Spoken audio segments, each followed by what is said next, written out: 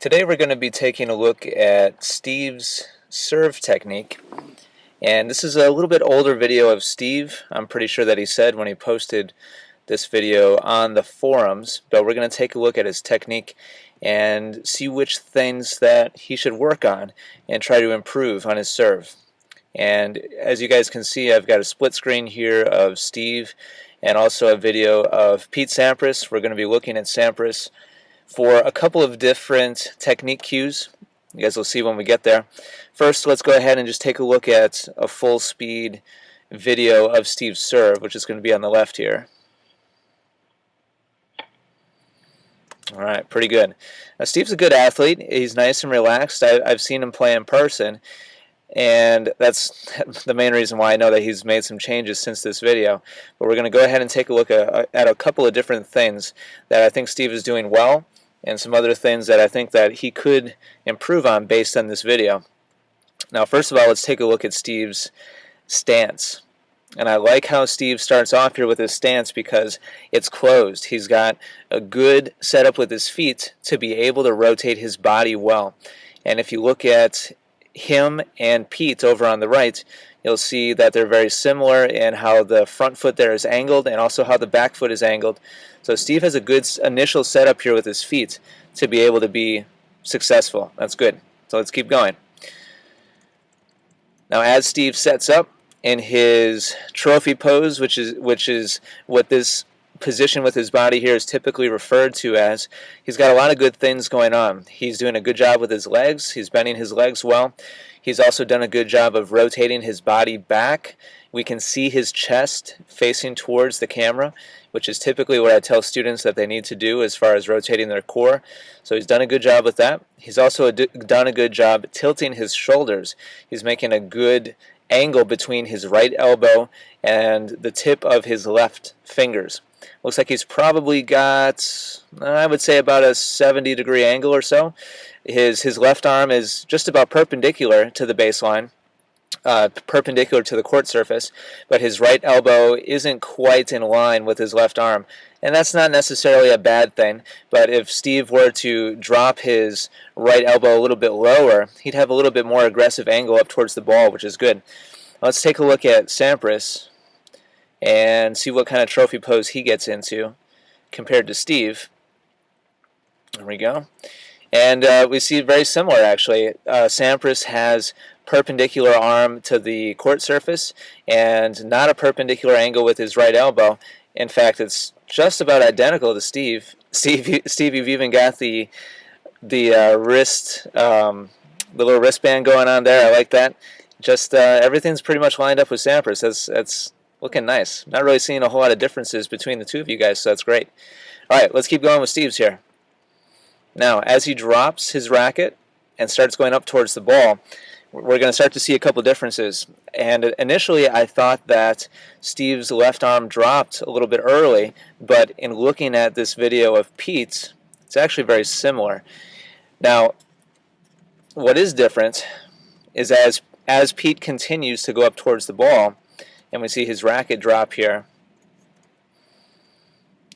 we see that Sampras is a little bit farther out away from his body, and also Sampras drops his racket a little bit farther. Pete has a little bit greater range of motion here, and if we look at the very bottom of Sampras's racket drop, we'll see that Steve's range of motion isn't quite as good, and you can see that the tip of Steve's racket is just about even with his butt or so. It's a little bit lower than his waist.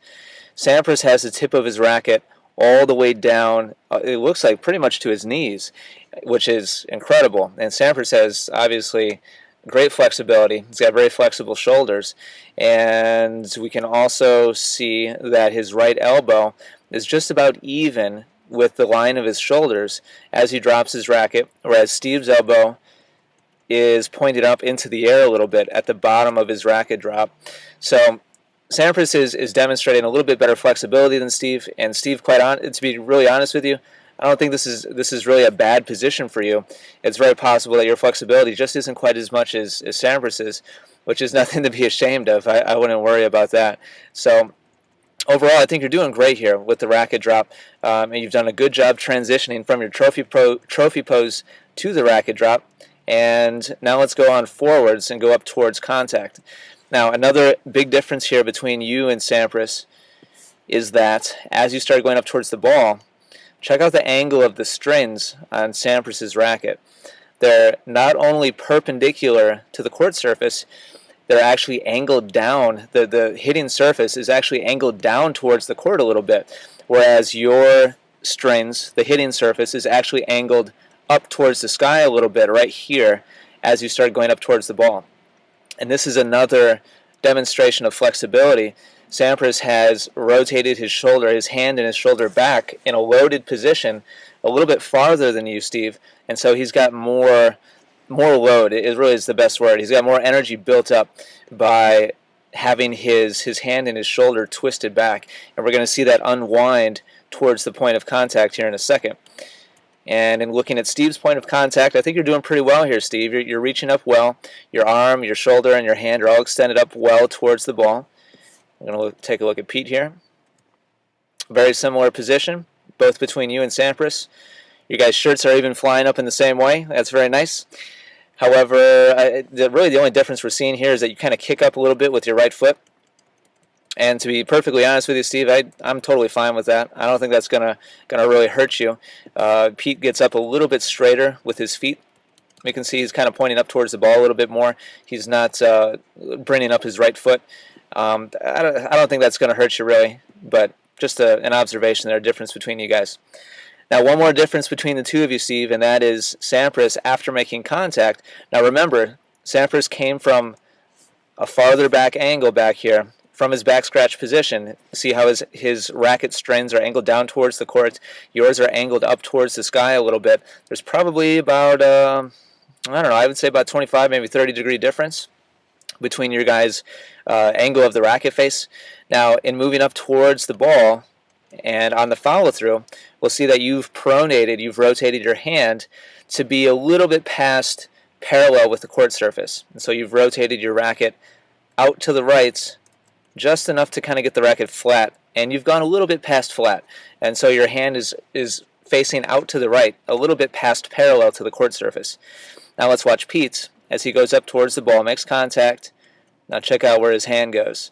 His hand is facing perpendicular to the court surface. His racket face is perpendicular, and his palm is facing out to the right.